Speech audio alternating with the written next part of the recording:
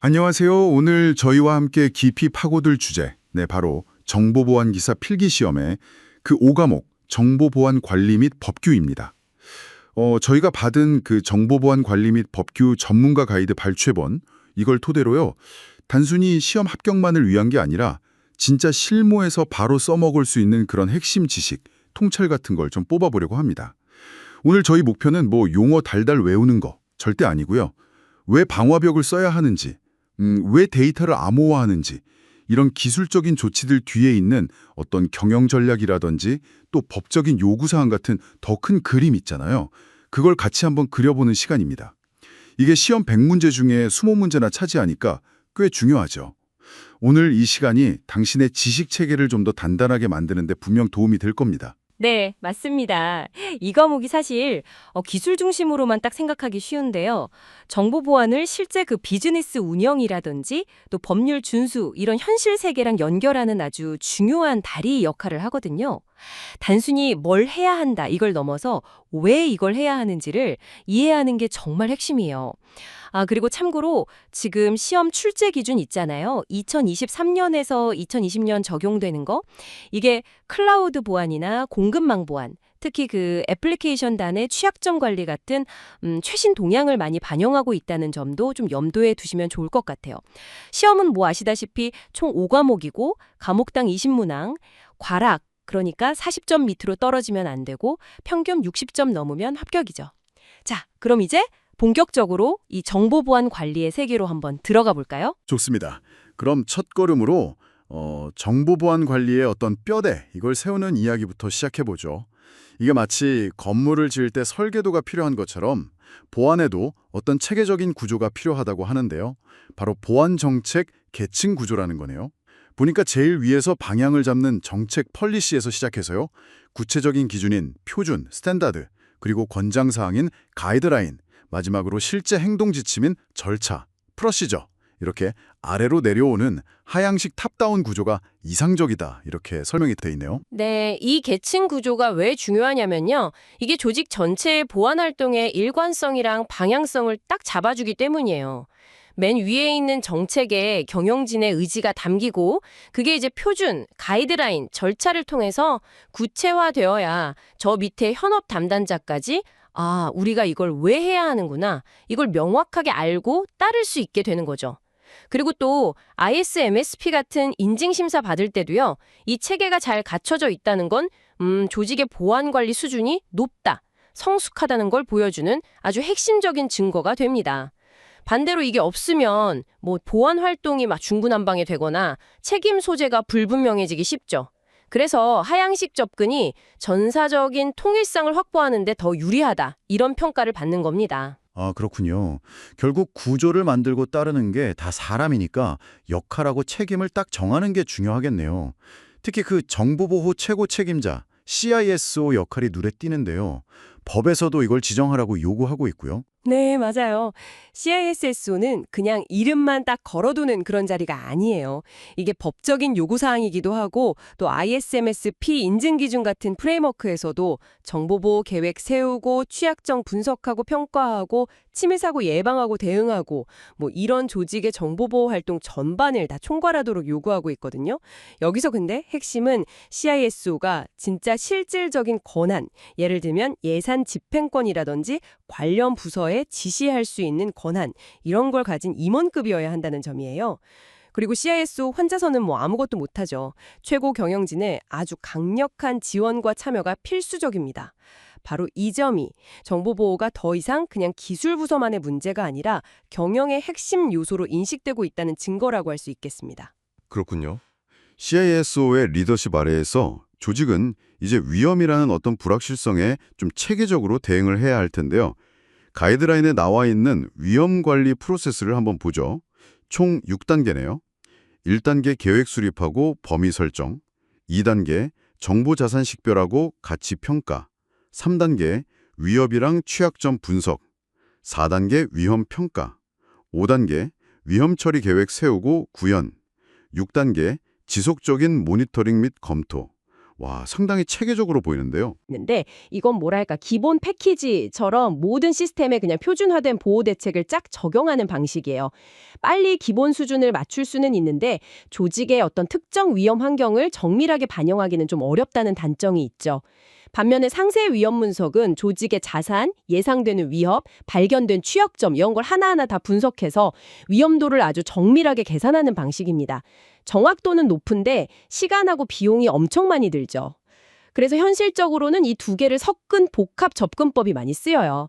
예를 들면 핵심 시스템은 상세 분석을 하고 상대적으로 덜 중요한 시스템은 베이스라인을 적용한다거나 뭐 이런 식이죠.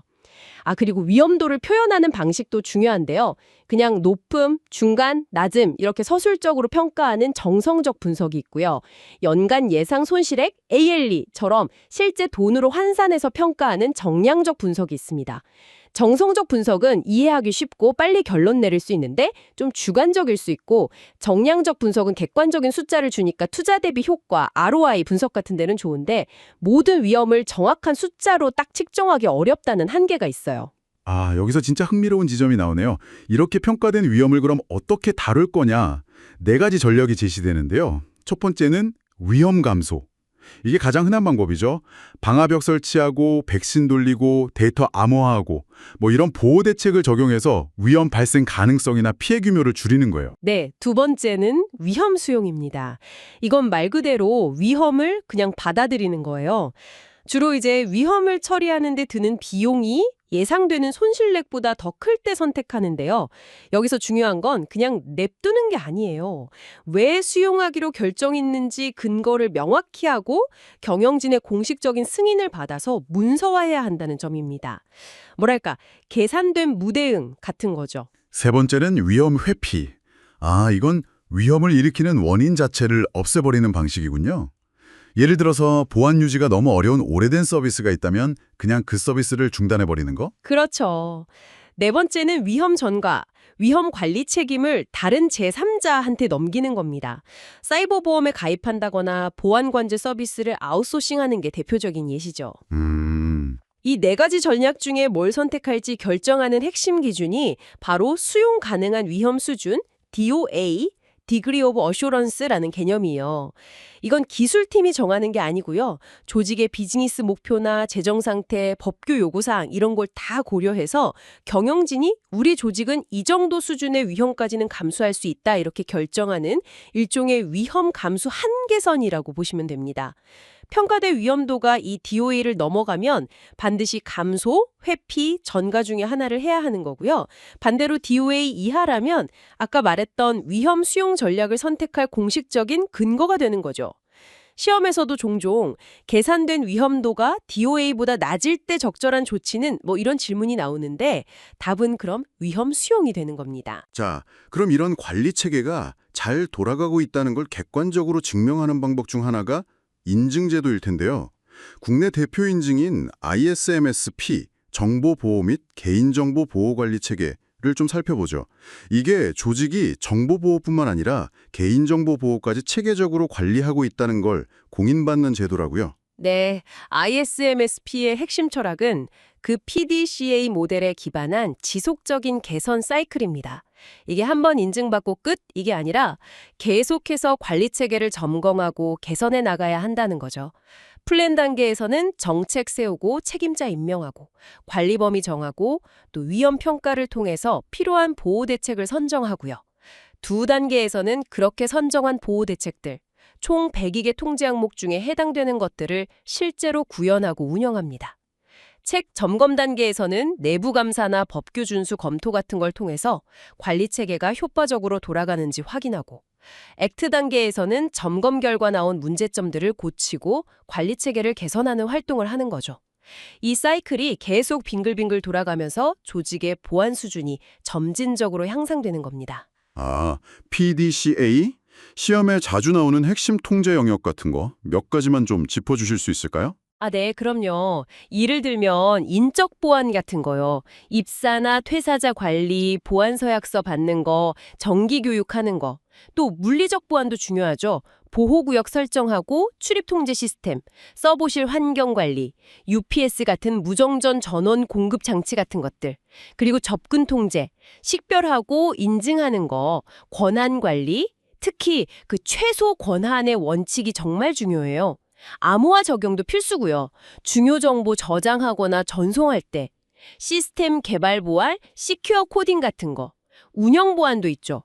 변경 관리 절차, 백업하고 복구하는 체계, 로그 관리하고 모니터링하는 거. 그리고 마지막으로 침해 사고 관리, 예방하고 탐지하고 대응하고 복구하는 절차. 이런 것들이 아주 빈번하게 나오는 영역입니다. 왜냐하면 이게 정보 보호의 가장 기본적인 요소들이기 때문이죠. ISMSP가 평상시의 관리 체계라면 예기치 못한 재난이나 큰 사고가 났을 때 비즈니스를 어떻게 계속 이어갈 건가 하는 문제도 중요하겠네요. BCP, 사업 연속성 계획하고 DRP, 재해복구 계획이 바로 그거죠. 맞습니다. 두 용어가 좀 섞여 쓰이기도 하는데 초점이 좀 달라요. BCP는 재난 상황에서도 조직의 핵심적인 비즈니스 기능이나 프로세스를 어떻게 중단 없이 유지하거나 빨리 재개할 것인가에 대한 좀 더 포괄적인 계획이에요. 그러니까 사업을 어떻게 계속할 것인가, how to continue business에 대한 답이죠. 반면에 DRP는 BCP의 하위 개념으로 볼 수 있는데 특히 IT 시스템하고 데이터 복구에 초점을 맞춥니다. IT 인프라를 어떻게 복구할 것인가, how to recover IT에 대한 구체적인 계획인 거죠. 이 계획들을 세우려면 뭐부터 해야 되는 건가요? 가장 중요한 선행 작업이 바로 BIA입니다. BIA는 어떤 비즈니스 프로세스가 딱 중단됐을 때 시간이 지나면서 우리 조직에 어떤 재무적 또는 비재무적 영향을 미치는지 분석하는 과정이에요. 이 분석을 통해서 두 가지 핵심 목표치를 설정하게 됩니다. 바로 RTO, 복구 목표 시간하고 RPO, 복구 목표 시점입니다. RTO는 장애가 발생했을 때 해당 서비스를 다시 정상 가동시키는 데까지 허용되는 최대 시간의 의미예요. 예를 들어 RTO가 1시간이다 이러면 장애 나고 1시간 안에는 서비스를 복구해야 한다는 뜻이죠. RPO는 재해 발생 시에 어느 시점의 데이터까지 복구할 것인가를 나타내는 목표예요. 즉 최악의 경우 감수할 수 있는 데이터 손실량을 시간 단위로 표현한 거죠. RPO가 15분이다. 그러면 최대 15분 전 데이터까지는 날아갈 수도 있다. 이런 의미입니다. 이 RTO랑 RPO 값은 낮을수록 좋긴 한데 그만큼 복구 시스템 만드는 데 돈이 엄청 들거든요. 그래서 BIA를 통해서 비즈니스 중요도에 따라서 현실적인 목표치를 정하는 게 중요해요. 이 목표치에 따라서 이제 미러 사이트, 이건 RTO, RPO가 거의 0이죠. 대신 비용이 최고, 핫 사이트, 몇 시간 안에 복구, 웜 사이트, 며칠에서 몇 주, 콜드 사이트, 몇 주에서 몇 달, 비용은 최저, 같은 재해복구 센터 유형하고 투자 규모가 결정되는 겁니다. 계획만 세워놓고 실제 상황에서 이게 작동 안 하면 아무 소용없잖아요. 테스트도 중요하겠네요. 아, 그럼요. 계획의 실효성을 검증하려면 정기적인 테스트가 필수입니다. 그냥 문서상의 절차를 검토하는 체크리스트 검토부터 시작해서요. 관련자들이 모여서 시나리오에 따라 역할을 수행해보는 모의훈련, 워크스루, 실제 운영 시스템이랑 복구 시스템을 같이 돌려보는 병행 테스트, 그리고 진짜로 운영 시스템을 중단시키고 복구 시스템으로 전환해보는 완전 중단 테스트까지 다양한 방법이 있습니다. 완전 중단 테스트가 가장 현실적이긴 한데 실제 서비스 중단 위험이 따르니까 아주 신중하게 접근해야 하죠. 자, 관리 파트의 마지막 주제는 침해 사고 대응입니다. 아무리 예방을 잘해도 사고는 발생할 수 있으니까요. KISA에서 제시하는 7단계 프로세스가 있군요. 1. 준비, 2. 탐지, 3. 초기 대응, 4. 대응 전략 체계화, 5. 조사, 6. 보고, 7. 해결 및 복구. 여기서 제가 강조하고 싶은 건 두 가지예요. 첫째는 그 준비 단계의 중요성입니다. 사전에 잘 훈련된 대응팀, 명확한 역할 분담, 비상 연락망, 대응 시나리오 같은 게 제대로 갖춰져 있지 않으면 실제 사고 터졌을 때 완전 혼란에 빠져서 초기 대응, 그 골든타임을 놓치기 쉬워요. 둘째는 해결 및 복구 단계 이후에 교훈 도출, 레슨스 런드입니다. 사고 원인이 뭐였는지, 대응 과정에서 뭐가 문제였는지, 어떻게 개선해야 할지 이런 걸 철저히 분석하고 이걸 다시 보안 정책이나 절차, 시스템 설정, 교육 같은 데 반영해야 합니다. 이 과정을 통해서 조직은 같은 실수를 반복하지 않고 보안 수준을 한 단계 더 높일 수 있는 거죠. 침해 사고 대응은 단순히 불 끄는 활동이 아니라 조직의 보안 역량을 강화하는 순환적인 학습 과정이어야 해요. 그리고 조사 단계에서는 나중에 법적 분쟁 같은 거 대비해서 증거의 무결성하고 연속성, 체인 오브 커스터디라고 하죠. 이걸 확보하는 절차가 매우 중요하다는 점도 꼭 기억해야 합니다. 와, 지금까지는 정보보안 관리의 영역, 그러니까 어떻게 보안 수준을 유지하고 향상시킬 거냐, 여기에 대해 이야기했다면 이제는 법규의 영역으로 좀 넘어가 보겠습니다. 이건 뭐랄까, 반드시 지켜야 하는 최소한의 요구사항들이죠. 시험에 자주 등장하는 3대 법률, 개인정보보호법, 피파, 정보통신망 이용 촉진 및 정보보호 등에 관한 법률, 정보통신망법, 그리고 정보통신기반 보호법, CI 프로텍션 액트, 이걸 중심으로 한번 살펴보겠습니다. 네, 먼저 개인정보보호법 피파입니다. 이 법의 핵심은 정보 주체, 그러니까 우리 각자의 개인정보에 대한 권리를 보호하는 데 있어요. 내 정보가 언제, 왜, 누구한테 제공되는지 알고 통제할 수 있는 권리, 바로 개인정보 자기결정권을 보장하는 거죠. 따라서 개인정보 처리자는 수집한 목적 내에서만 정보를 이용해야 하고 필요한 최소한의 정보만 수집해야 하고 안전하게 관리하고 파괴할 때는 확실하게 파괴해야 할 의무가 있습니다.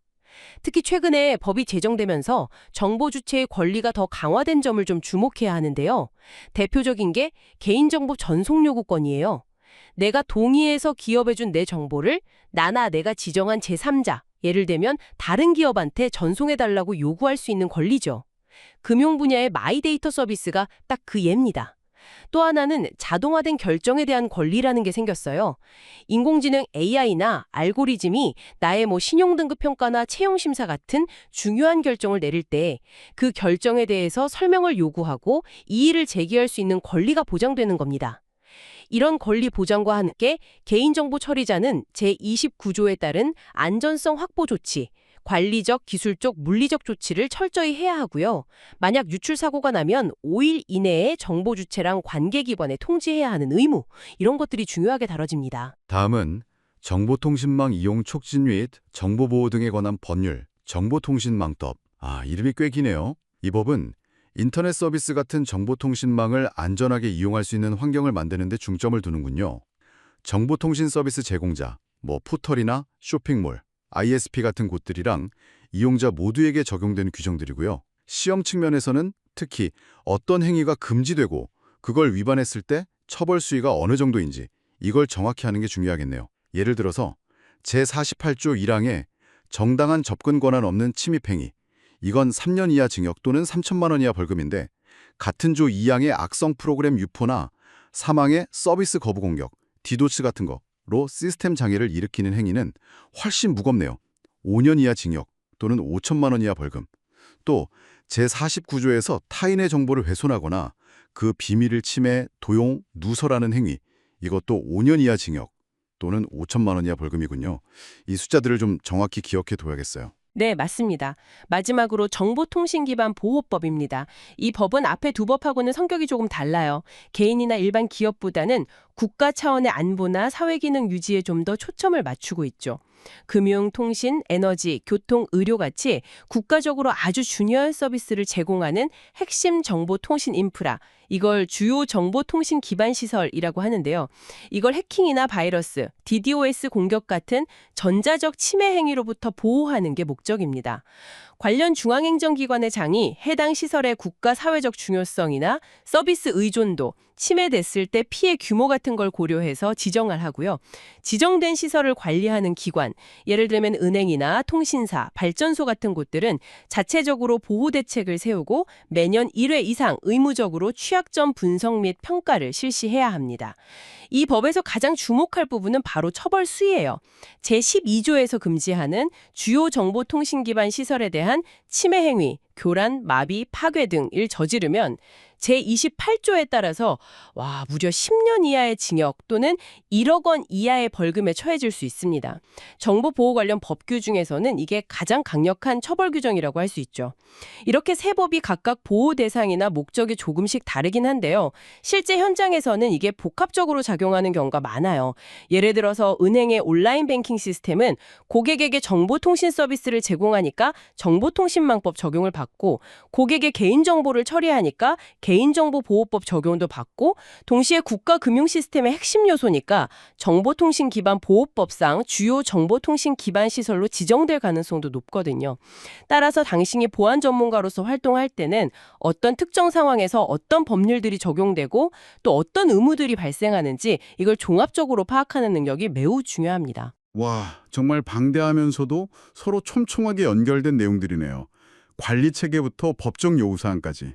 이게 단순히 시험 합격 점수를 넘어서 왜 우리가 이런 복잡한 시스템과 규정 속에서 일해야 하는지, 이걸 이해하는 게 중요해 보입니다. 그래서 이 모든 것이 당신에게 어떤 의미일까요? 아마도 정보보안 전문가라는 역할이 단순히 기술적인 해결사뿐만 아니라 비즈니스를 이해하고 법을 준수하면서 위험을 관리하는 어떤 전략가의 역할까지 수행해야 하는 그런 의미가 아닐까 싶습니다. 정확합니다. 마지막으로 당신에게 한번 생각해 볼 만한 질문 하나를 던지면서 마무리를 하고 싶습니다. 오늘 우리가 살펴본 것처럼 정보보안은 기술, 관리, 법규가 아주 복잡하게 얽혀서 돌아가잖아요. 그런데 기술은 빛의 속도로 발전하고 공격 기법은 점점 더 교묘해지는데 법이나 제도는 그 속도를 따라가기 좀 버거울 때가 많아요. 또 국경 없는 인터넷 환경에서 각기 다른 국가의 법률이 막 충돌하는 경우도 점점 더 빈번해지고 있고요. 이런 상황에서 미래의 정보보안 전문가로서 당신이 예측하고 대비해야 할 잠재적인 규제의 사각지대라든지 아니면 새로운 어떤 윤리적, 기술적 도전 과제는 무엇이라고 생각하시나요?